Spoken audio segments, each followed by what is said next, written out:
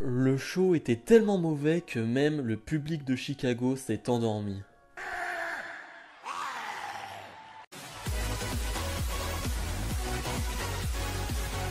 Et bonjour à tous, on se retrouve aujourd'hui pour les résultats de Raw du 2 août 2021. Bobby Lashley, le champion de la WWE, est sur le ring avec MVP et va s'en suivre une promo.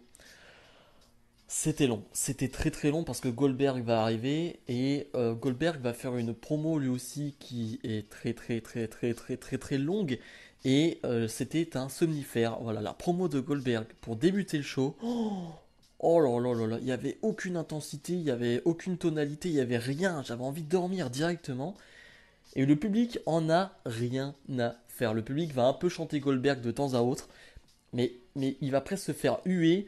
Le public est un peu partagé. Il le hue et en même temps il s'en fiche un peu. Des fois ils vont chanter Goldberg parce que c'est cool de chanter Goldberg, Goldberg et tout. Voilà, c'est juste cool.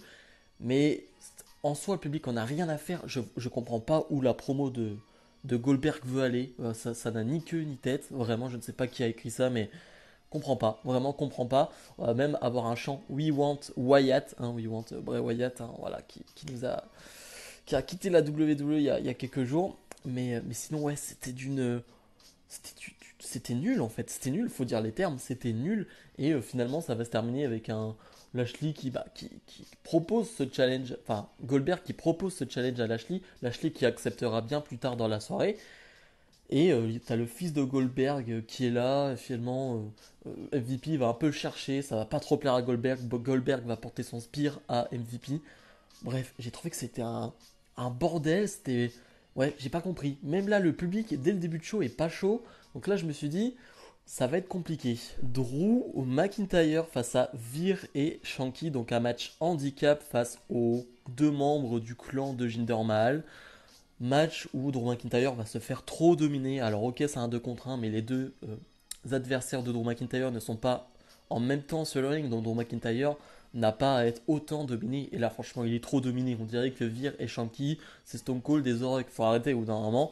Bref, McIntyre qui va revenir dans le match, mais au moment où il revient dans le match, Jinder Mahal va l'attaquer avec une chaise. Le clan de Mahal va essayer de l'attaquer, mais finalement, McIntyre va sortir son épée magique. Voilà, voilà. C'est pas quelque chose qui m'enchante, hein, cette feud, et c'est pas avec ce genre de match et de segment que ça va m'emballer. Parce que là, c'était quand même pas terrible du tout. C'est pas emballant, c'est le public s'en fiche. Là aussi, il va y avoir quand même une bonne pop pour Drew McIntyre, mais sinon le public s'endort. Et c'est compréhensible. Nia Jax face à Rhea Ripley. Ça faisait très longtemps qu'on n'avait pas vu Nia Jax dans un combat aussi compétitif, on va dire aussi important face à une personne aussi bien pushée que Rhea Ripley. Et bah c'était pas mal, je trouve que c'est un des meilleurs matchs de Nia Jax de ces derniers temps, de ces derniers mois, vraiment. Et pourtant vous le savez, hein, je suis pas un grand fan de Nia Jax, mais il faut le dire quand c'est pas mal. Alors il y a toujours ce rythme qui est plutôt lent, mais bon c'est Nia Jax, hein, je lui demande pas de faire du Yoshirai. Et une Rhea Ripley qui va essayer de mettre du rythme dans ce combat, qui va essayer d'accélérer, qui va essayer même de voltiger à certains moments, hein, elle va se prendre pour une night flyeuse à certains moments. Donc franchement c'est un match plutôt cool. Nia Jax va se blesser à l'œil, ce qui va donner une mare de sang, j'ai presque envie de dire, parce que vraiment il y a du sang partout sur son visage. T'as l'impression que c'est de la peinture, mais non, c'est bien son sang qui est étalé sur son visage. C'est pas très très beau à voir. Mais en tout cas, Rhea Ripley va gagner ce combat avec un roll-up, parce que bien évidemment, tu peux pas faire perdre Nia Jax, c'est quand même Nia Jax. Super. Et donc, après le match, mésentente entre Shayna et Nia Jax, tu sens que ça sent la fin quand même entre ces deux-là. Et Rhea Ripley en profite pour porter son finish, porter Nia Jax et montrer qu'elle est super puissante. Ça, j'aime bien. Mais voilà, j'aurais préféré que Rhea Ripley gagne son combat avec son finish. Ça aurait été très badass.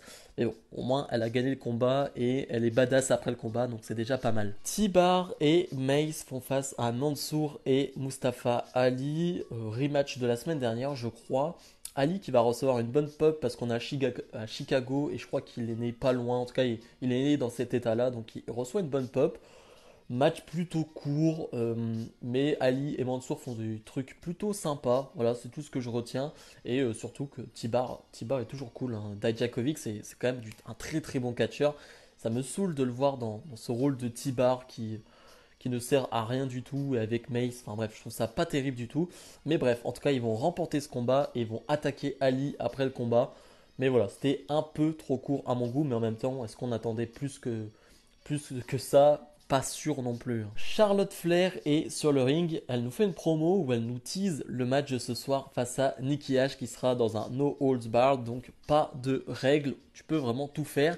Et comme d'habitude, des chants Becky Lynch quand il y a Charlotte Flair et Charlotte Flair qui va dire c'est pas Becky Lynch qui a fait sold out ce show, qui a fait que il n'y a plus de place restante, c'est bien Charlotte Flair.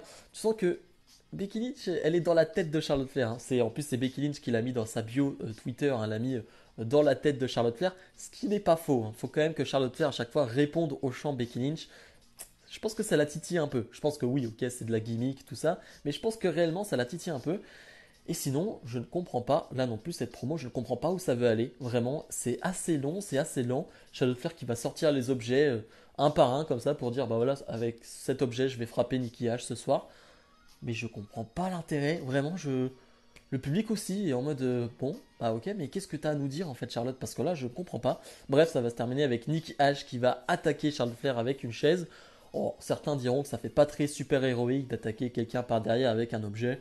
Très honnêtement, j'en ai rien à faire. Nikki H qui montre un peu de personnalité, moi ça me convient. Doudrop, accompagné forcément de Eva Marie, fait face à Tamina qui n'est pas accompagnée de Natalia. Natalia qui s'est fait opérer de la cheville. Voilà, elle s'est blessée la semaine dernière. On nous remonte les images. C'est pas très très joli à voir. Donc voilà, on souhaite un bon rétablissement à Tamina. Donc on a ce combat où le public va vraiment supporter, va vraiment apporter son soutien à Doudrop. Donc ça, j'ai trouvé ça cool.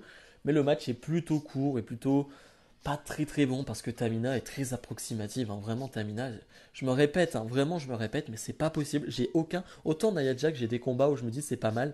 Autant Tamina, il y a rien. Il y a vraiment rien du tout. Finalement, suite à une mésentente entre Eva Marie et Doudrop, Tamina va porter un bon Samoan Drop sur Doudrop et remporter ce combat. Toujours de la mésentente entre Eva Marie et Doudrop. On attend le jour où ça va éclater. Et Alexa Bliss va rigoler en backstage. Voilà, voilà. Et après en backstage, Doudrop et Eva Marie vont s'en prendre avec Alexa Bliss. Enfin bref, je m'en fiche. Vraiment, je m'en fiche totalement de ce qui se passe avec Alexa Bliss. Miz TV avec pour invité Damien Priest. Et là, je vais faire tout d'une traite parce qu'il s'est passé énormément de choses. Et pas que des bonnes choses, voire que des mauvaises choses. C'est-à-dire que déjà, le Miz TV est pas terrible parce que Priest, on va lui demander de faire une promo, mais bah c'est bizarre parce qu'à NXT, Damien Priest, on le voit jamais faire de promo. Il y a peut-être une raison, c'est peut-être parce qu'il est pas à l'aise en promo. Et ça se voit, la promo elle est pas incroyable. Ce qu'il a à dire, je sais pas qui écrit ça encore une fois, mais c'est pas bon, ça fait pas réagir les fans. Les fans, alors Damien Priest essaye de faire quelques blagues, de clasher un peu Miz. Mais ouais, les fans sont en mode ah ok super, c'est trop drôle. Non, c'est pas drôle du tout, c'est pas terrible du tout. Les fans qui vont même commencer à chanter CM Punk, je crois que je sais pas si c'est les premiers chants CM Punk de la soirée, mais c'est la première fois où on les entend vraiment. Parce que je rappelle qu'on est à Chicago, la ville de CM Punk. Mais bref, en tout cas tout ça va suivre, va s'enchaîner avec plusieurs matchs, oui plusieurs matchs je dis bien, prise contre John Morrison qu'on a vu 14 milliards de fois et je dois l'avouer que là j'avais pas d'excitation particulière alors que leurs matchs précédents étaient vraiment tous très bons. Là aussi ça va être innovant, John Morrison va faire une prise que je ne comprends pas, une sorte de Samoan Drop, enfin j'ai rien compris à ce qu'il a fait avec les cordes, j'ai rien compris mais c'était cool. Mais en tout cas, Priest va gagner le combat, Sheamus va l'attaquer, mais Ricochet va faire le save et va s'en suivre un 2 contre 2 Ricochet Priest face à Sheamus et John Morrison. Oui, parce qu'il faut enchaîner, il faut faire des matchs, donc on enchaîne. Là aussi, j'enchaîne parce que c'est vraiment pas un moment du show que j'aime bien. En même temps, je ne sais pas s'il y a un moment du show que j'ai bien aimé. Bref, en tout cas, Ricochet va faire des trucs cool. Vraiment, va, comme d'habitude, s'envoyer en l'air, va voltiger dans tous les sens. Et voilà, c'est plutôt sympa ce que fait Ricochet. Et Damien Priest va finalement gagner ce combat pour son équipe en faisant le tomber sur John Morrison. Voilà, j'ai fait toute une traite parce que tout ça n'était pas terrible du tout, ça s'est enchaîné, donc moi aussi j'enchaîne parce que c'est pas bon du tout. Omos face à Matt Riddle, c'était court mais c'était cool dans le sens où bah t'as vraiment le mur Omos, c'est-à-dire qu'il prend tous les coups mais il ne s'effondre pas, et t'as Matt Riddle, c'est vraiment la pile électrique qui saute dans tous les sens pour faire tomber Omos, mais il n'y arrive pas, c'est court, là aussi c'est très très court, et finalement Matt Riddle va perdre assez rapidement, ce qui est assez dommage, mais c'était assez logique. Et après le combat, je m'attendais à un retour de Randy Orton, on l'avait teasé la semaine dernière, Et bah non, pas de retour de Orton, on finit là-dessus. Ok, un peu déçu, hein. J'espère revoir vite Orton, peut-être avant SummerSlam, peut-être la semaine prochaine, je l'espère en tout cas, parce qu'il commence à me manquer ce petit Orton. Karrion Kross face à Keith Lee, donc rematch de la semaine dernière où Karrion Kross avait gagné ce combat, un combat qui n'était pas terrible, hein. Ça me rappelait leur affrontement lors d'un NXT TakeOver.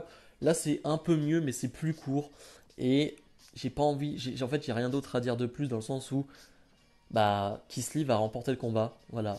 Keith Lee va gagner le combat clean, hein. Il n'y a pas d'intervention, il n'y a pas de. Comme avec Jeff Hardy, le pied dans les cordes, tout ça. Non, il n'y a rien. Karrion Kross perd le combat clean. Voilà. Donc je pense qu'on part vraiment sur l'idée, sur la. Il y avait une théorie enfin, qui est ressortie, c'est que bah, on attend. Enfin, Karrion Kross va perdre des matchs. Et en fait, c'est le moment où Scarlett va revenir. C'est Scarlett qui lui apporte cette force. Et elle va revenir. Et c'est là où Karrion Kross va enchaîner les victoires. Ok, ça peut être pas mal, mais là, le public en a plus rien à faire déjà de Karrion Kross parce que la présentation est mauvaise. Tu le fais perdre des combats. Bref, il n'y a rien qui va. Reginald face à Akira Tozawa. Enfin non, ce n'est plus Reginald et c'est Reggie, hein. Il a pris son indépendance. Maintenant, il nous dit réellement qui il est. Bah super, Reggie, hein, on s'en fiche. Il a même dit qu'en fait, il n'était pas français. Et un peu déçu d'ailleurs, hein, parce que bon, il va plus parler français maintenant. On n'aura plus de petits mots français. Donc, un peu déçu de tout ça. Mais bref, que dire, à part que c'est du cirque en fait, hein. C'est Reggie, pardon, qui saute dans tous les sens et qui esquive Tozawa et qui remporte ce combat.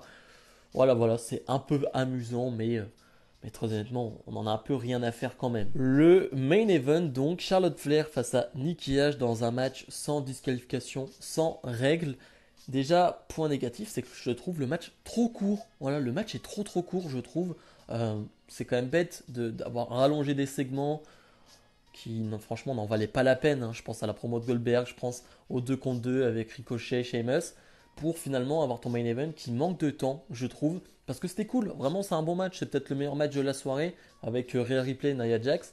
Et ouais, c'était cool. Il y a des objets, c'est toujours cool de toute façon quand en weekly comme ça, t'as la table qui explose, t'as des kendo sticks, enfin bref, t'as des chaises. C'est toujours cool en weekly, ça fait plaisir, ça fait bien réagir la foule en tout cas. Et Nikki Ash qui assez rapidement, alors qu'elle se fait dominer, hein, voilà, c'est normal, elle se fait dominer et finalement, telle une super héroïne, elle va revenir dans ce combat, elle va se relever de tout ça et elle va remporter ce combat clean là aussi, donc très bien. Elle qui avait perdu la semaine dernière, qui avait fait un discours en mode c'est pas grave, je suis presque une super héroïne, mais voilà, je redemande un match contre Charlotte Flair parce que je sais que je peux la battre et elle l'a battue, donc c'est très bien comme ça. Bilan de ce Raw, je dois être honnête, je m'attendais à 1000 fois mieux parce qu'on était à Chicago, je m'attendais à une foule en délire, je m'attendais vraiment à une ambiance de fou. Et ben, je l'ai pas eu déjà assez déçu de la foule, mais en même temps, on va revenir sur le show était pas bon du tout, était pas bon du tout, ce qui fait que je pense que ça a vraiment endormi le public. Il n'y a même pas eu tant que ça de chants CM Punk, alors je sais pas si à la production, à la prod, ils ont réussi à enlever les chants CM Punk, à enlever certains bruits de foule, je ne sais pas, mais en tout cas, moi de ce que j'ai entendu, bah, c'était plutôt pas terrible en termes d'ambiance, donc un peu déçu et vraiment le show, il n'y a pas grand chose à en retirer à part les matchs féminins qui sont plutôt sympas. Les constructions de feud sont pas terribles, on continue sur les mêmes choses et ouais, franchement assez déçu de ce Raw, j'en attendais vachement mieux. Bref, comme d'habitude, n'hésitez pas à mettre le petit pouce bleu, à vous abonner. Nous on se retrouve dès demain pour la review de NXT. Salut.